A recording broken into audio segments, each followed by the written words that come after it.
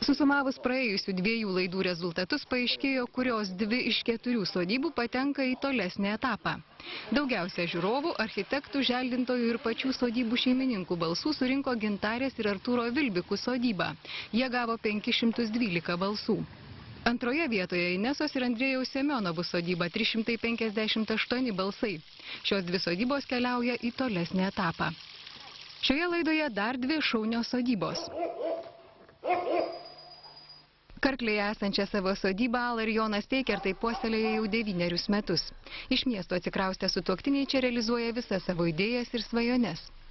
Namą projektavo architektai, o aplinką Teikertai kuria patys. Abu jie pedagogai. Vyras turi ir meninių gabumų, sako Ala. Medžius, krūmus, net rožes, viską sodina Jonas. Kiekvienas medis yra pasodintas mano rankom.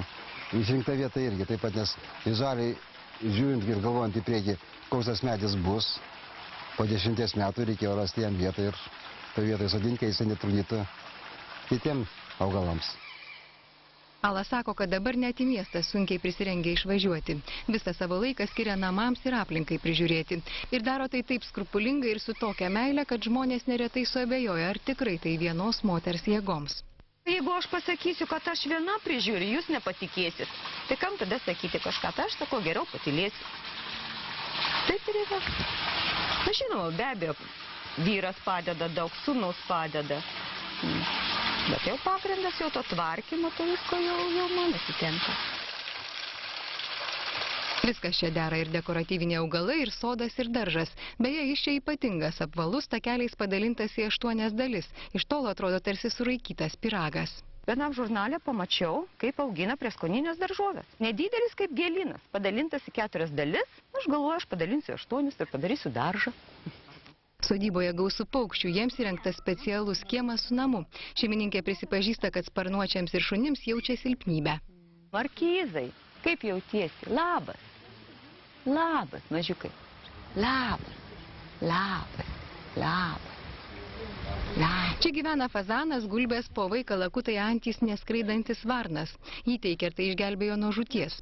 Paukščiai laisvai vaikšto po teritoriją, suteikdami sodybai dar daugiau idilės. Kita sodybos puošmena malūnas. Anksčiau šiame krašte jų buvo daug ir gerokai aukštesnių, kad gaudytų vėją. Visi jie buvo mediniai. Teikertai savojo statybai panaudojo ir akmenį. Tiesa, malūnas tik 8,5 metro. Toks maksimalus aukštis leidžiamas nacionalinio parko teritorijoje. Šalia malūno įsaugotas senosios kopos fragmentas. Vėja nuo sodybos iki jūros vos 60 metrų, tačiau Teikertai prisipažįsta, vasaros viduryje maudytis dar nebuvę. Žmonės atvažiuoja iš Maskvos, iš Vilniaus prie jūros, o mes girdim jūrą. Ir sakė, kad šiltas vanduo girdėjom.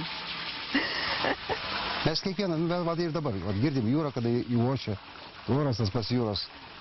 Tik tai, kad nematom, jos kvapas net jūros.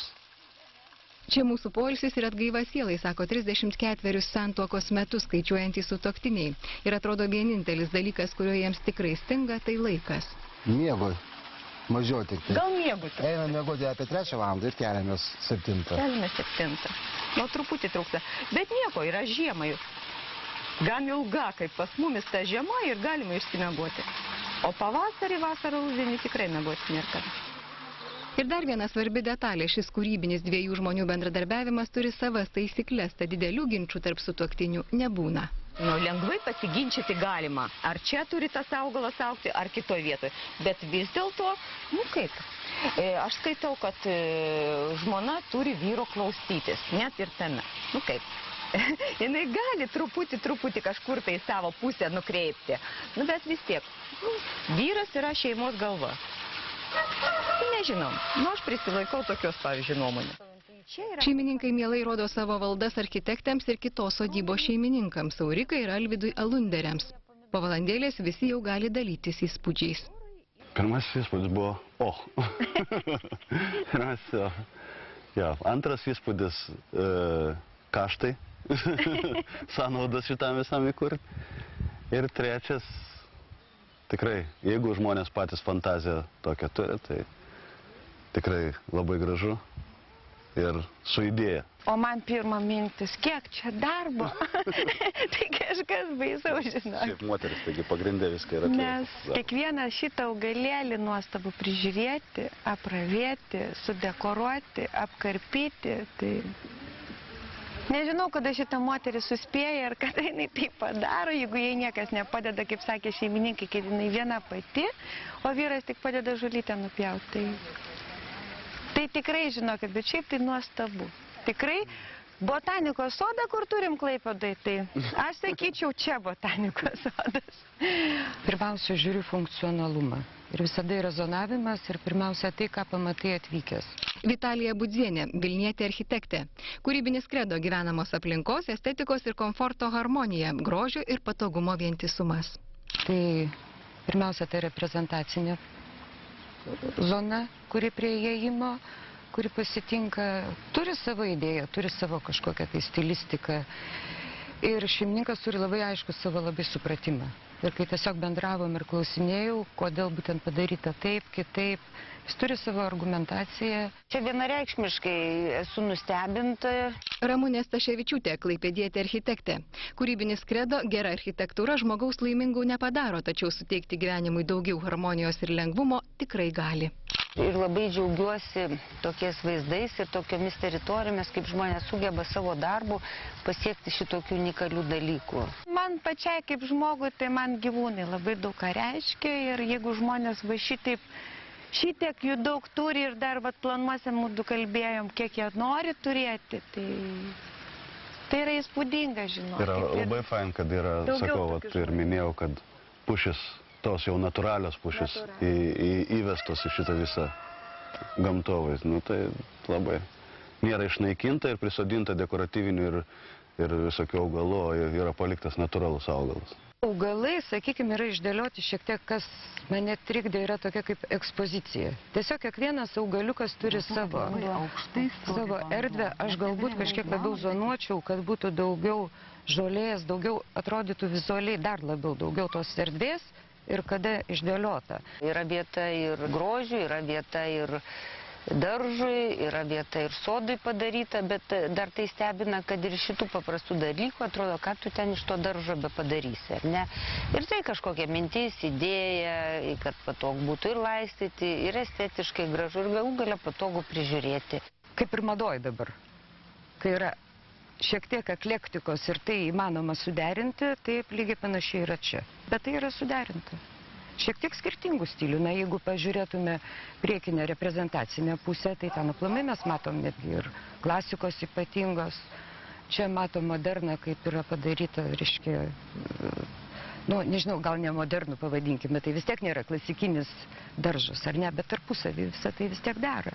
Nemanau, kad šitie žmonės pabendravę su jais, kad jie daro šitą dėl kitų akių. Jie paprasčiausiai miške, čia net įvažiuoti negali be kažkokio tai leidimų šeimininko, tai aš nemanau, kad jie dėl svetimų akių daro čia ir tą visą grožį kuria tik tai dėl savęs. Aš manau, tik tai dėl savęs. Sakykime, jeigu man kliuvo toks, nebuvimas to tokio erdvės santykio su augalais, rožinė ir čia dekoratyvinio augalų ekspozicijoje, tai atėjus link sodo jau čia viskas yra sutvarkyta. Reiškia, žmogus intuityviai pats labiau jautė. Net tai kiekvienas kampelis yra skirtas, žiūrėk, vienas yra paukščiams skirtas, kitas daržas, sakykime, nors į tą daržą į gėlyną labiau panašu. O čia poilsiavietė, tai jinai reikalinga kiekvienai šeimai. Aš galvoju, jeigu žmonės turi šeimą, anūkus, vaikus, tai jie čia susirinkę, kiekvienas turi savo man atrodo, vietą, savo kampą. Eksterjeras yra būdingas šitam kraštovaizdžiui Karklės kaimo. Ta architektūra jau diktuoja ir įstatymai, kadangi čia yra nacionalinis parkas. Stogas turi būti šlaitinis, sienos turi būti tradicinių raudonų plytų. Taip, kad ta architektūra jau buvo padiktuota tradicijos ir jinai čia iš tikrųjų dera. Na, klinkeris yra puikiai natūrali medžiaga, kuri visada visur tinka.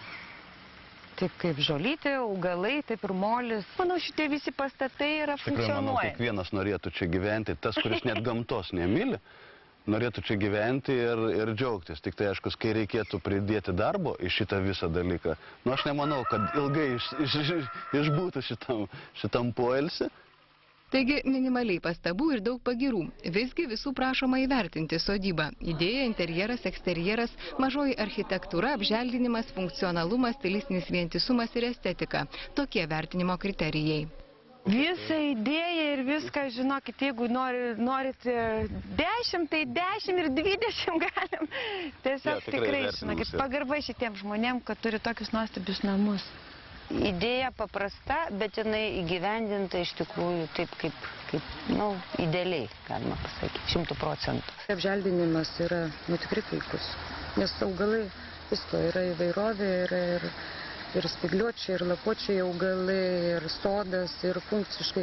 Aišku, visą tai yra nesunku padaryti, kadangi sklypas yra didžiulis. Čia įmantrybių tai kaip ir nėra jokių. Yra normalus, tvarkingas namas, yra teritorija, kur yra puoselėjama ir tvarkoma. Jinai tikrai yra stilistiškai vieninga, gražiai sutvarkyta skoningai, ypatinga priežiūra matosi ir be abejo šitie ir paukščiai pagyvina šitą teritoriją. Tikrai aukščiausią balą skirčiau. Atrodo, Teikertų sodyba patiko visiems. Toliau keliaujame Rietavo pusėn, į Eurikos ir Alvydo Alunderių sodybą. Netrukus po reklamos. Iš tikrųjų, visų pirma prasidėjo konfliktas su medžiotojais, nes jie prie namų nušovė stirnytę.